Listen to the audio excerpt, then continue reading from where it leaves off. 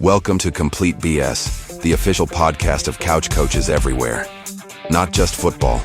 It's every sport that ruins your parlay, wrecks your fantasy week, and still brings you back for more. Buzzer beaters, blown leads, and brackets and flames. Yeah, we're all over it.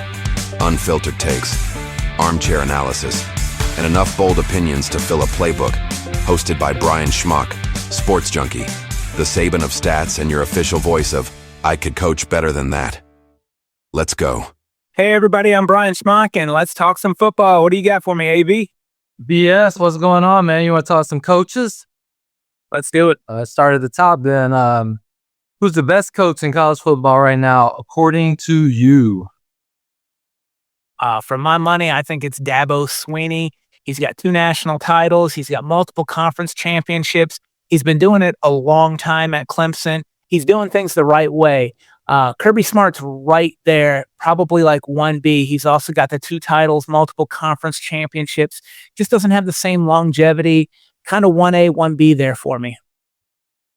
Dabo hasn't won one since 2018, I think. Is that right? I think 2016, 2018, they won one.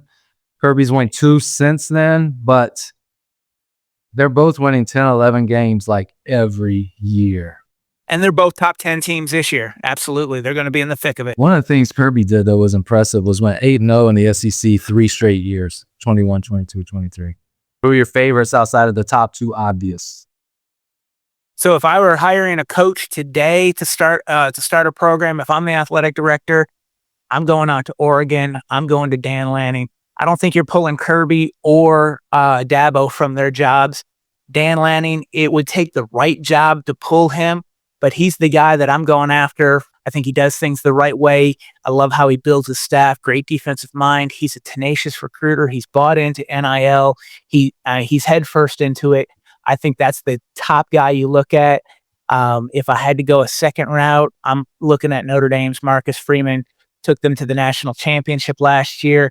They don't play in a conference, so no conference championships, no national titles. But I think Marcus Freeman has Notre Dame playing at a really high level every year, and he does it at a really tough school to recruit at because of their academic standards. Yeah, I don't think you can pass up on Marcus Freeman if you get a chance. Like, let's say you're Oregon. Let's say BS University hires Lanning. Could Oregon pull DeBoer? No, I don't think that they can pull him, but Alabama pulled DeBoer from Washington. Washington's a good job, absolutely. It's not Alabama. Oregon has lost their last 2 coaches, Willie Taggart to Florida State, Mario Cristobal to Miami. It's not a destination job, at least not right now. So I think he's attainable. They don't have the credentials yet, but they have kind of the chops. Do you have any of those? Sure. I love Rat Lashley at SMU. I think he's a phenomenal coach, great offensive mind. SMU's got all the money backing them up. I think they're here to stay now that they're back. And I'd also look at, if I'm going even down, maybe another level into a group of 5, I have always been really high on Toledo's Jason Candle. I think he's somebody that should have gotten a Big Ten job years ago. It has blown my mind every cycle how he hasn't gotten a Big Ten job. He knows that area recruiting there in Southern Michigan, North Ohio. So he's somebody that I would look to if I'm a Big Ten AD. Why he hasn't gotten another job? Maybe he's had offers and he wants to stay at Toledo. I don't know. But that's somebody that I've always really liked in the job that he's at. I got to believe he's had offers. He's a great coach. I like Lashley quite a bit.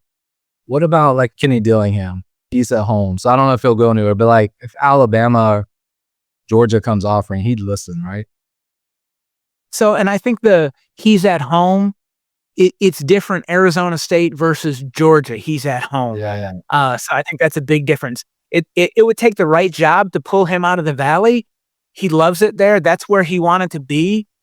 But if somebody comes calling, if Lincoln Riley gets fired at Southern Cal and they want to go after Kenny Dillingham, I think he's taking that phone call. An opportunity to go to Southern Cal, big program in Los Angeles. You're now in the Big Ten, all the resources there. I think he would answer that call. Absolutely. He's a great coach and really up and coming. I think he's got Arizona State primed to get back to the playoff this year. What's your opinion of Fran Brown? Brian Brown hasn't been doing it too long. I think that this is year 2 at Syracuse, but man, he's a recruiting machine up there. He's got a lot of things going in the right direction for him. It'll be interesting to see, can he sustain it? Give me the most overrated coach in the country. Most overrated coach. I don't know that necessarily overrated, but just he doesn't get it done. And for me, James Franklin, Penn State, he's a 10-win coach virtually every year. Hasn't beaten Ohio State in the last 8 attempts. He's good for 10 wins. He's good for 2 losses. Will he get it done? This year, his team is loaded. I also put in that same category guys that get the least out of the most talent. Brian Kelly at LSU, Mario Cristobal at Miami. What coaches do you think need to have a big year this year? Big season coaches? Well, I kind of already mentioned him a little bit when we were talking about Dillingham, but Lincoln Riley at Southern Cal, he's got to have a big year. If you're Southern Cal, you're sitting there. We brought this guy in from Oklahoma. He's the quarterback whisperer. He's got to have a big year, and he hasn't done it yet so far. Quarterbacks have come through there. They're gone. He's got a new guy in this year. He does have a 5-star recruit as a backup right now. So we'll see. Does the starter, is he able to step up, or are we going to the backup and we're now running out there a true freshman? Big year for USC and what they can do. He's got to get to that 9-10 wins. Absolutely. What about Norvell? Does he need a big year? He's got to have a big year. For me, I think he's got to make a bowl game. A bowl game will at least quiet things a little bit and say, all right, we've rebounded a little bit. We still got some rebuilding to do. If he doesn't make a bowl game, look out. It's going to get real loud in Tallahassee. So 6, 7+ wins is bare minimum. I've seen a lot of folks in Tallahassee thinking that they could get in that 8 or 9 win range, but I think you just need to get a bowl game, and that shows progress, and you can build on that. I'm going to throw a couple other names out. Venables, that seat's going to start getting hot if he doesn't have a good year. Hugh Freeze, people are going to get frustrated with him if he doesn't have a good year. This one I'm hesitant to say, but I'll throw it out there. Billy Napier, I think he's, if I'm remembering right, 6-7, 6-7, 8-5. So he kind of turned the corner last year. With Lagway, there's kind of a futuristic look. He's got things on the right path. But if he regresses, things get noisy in Gainesville, I think, if he's 6-7 again, or 7-6 even. Sure. With Venables, he's got a 10-win season sandwiched between 2 6-7 seasons. And this year, the schedule's brutal. I think his last 7 games, the opponents last year won 70 games. He's got no margin for error.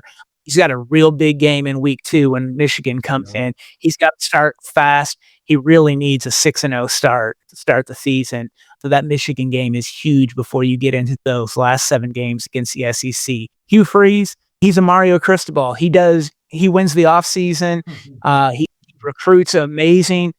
And then you get to the season and it's kind of like, ho-hum, really? That's what we've got for all this recruiting that we did. We brought in all these portal guys. We got these high school guys. Did we develop anybody? So yeah, I'm with you there on Hugh Freeze. I think that he is somebody that needs a big year. Auburn's always going to be compared to Alabama. Everyone in the SEC suffered under the success of Nick Saban. Now he's gone. So you've got maybe a little bit of a window, but if DeBoer is able to this year have a big year, then that really hurts Freeze as well. And then with Napier, I hear you with everything that you said about Napier in his season. Yeah, absolutely. If they don't take the next step, and you've got what I think is a transcendent quarterback in DJ Lagway, best quarterback that they've had there since Tebow, if they're not able to take the next step, then yeah, I think there's going to be some problems there in Gainesville. However, I think Florida does take the next step. I'm really high on them this year. I'm really high on their offense. Since Napier's taken over, they're 3-5, 3-5, and 4-4 in the SEC. He's got to do better than that to take the next step. But I think he will. If there's a Big Ten coach, I was thinking like Schiano. I was looking at his records. He's 5-8, 4-8, 7-6, 7-6. I know that that's kind of home there for him and they like him, but that's not getting it done at all. Yeah, I don't see them pulling the trigger on Shiano. He's left them once before. What is Rutgers really looking for, and what are they going to be happy with? I think that they're good right now. If I had to go to somebody outside of Lincoln Riley at USC within the Big Ten, I might look at Luke Fickell. And just at Wisconsin, I know he's still new there, but they missed a bowl game last year. They had a long bowl streak that they broke last year. He's somebody that got it done. He had been a really good coach at Cincinnati, had a really good resume at Ohio State. I loved the Luke Fickell hire and the fit with him going to Wisconsin. So far, it hasn't worked. We'll see what happens this year. They're going to have a tough year, though. A bowl game is going to be tough for Luke Fickell. I think he survives this year. He just needs to get the players in there. All right, tell me this. Who, in your opinion, is the most polarizing figure in college football?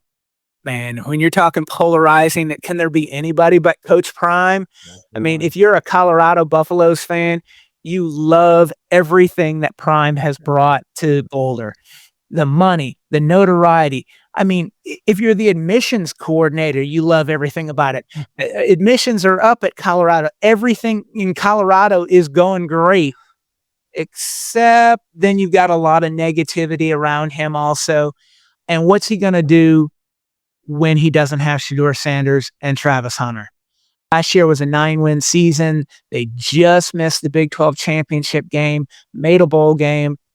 But what are you going to do without those two guys? They brought in Kaidon Slater from Liberty, the quarterback, and then they've also got the true freshman in there. Are they going to be able to take the reins over and take that program and keep it moving?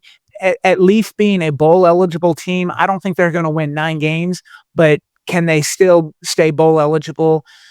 I think they're probably somewhere between a 5 and 7 win team, but they're not going to be a 9-win team, and then we're going to have to see how long this Prime experiment lasts.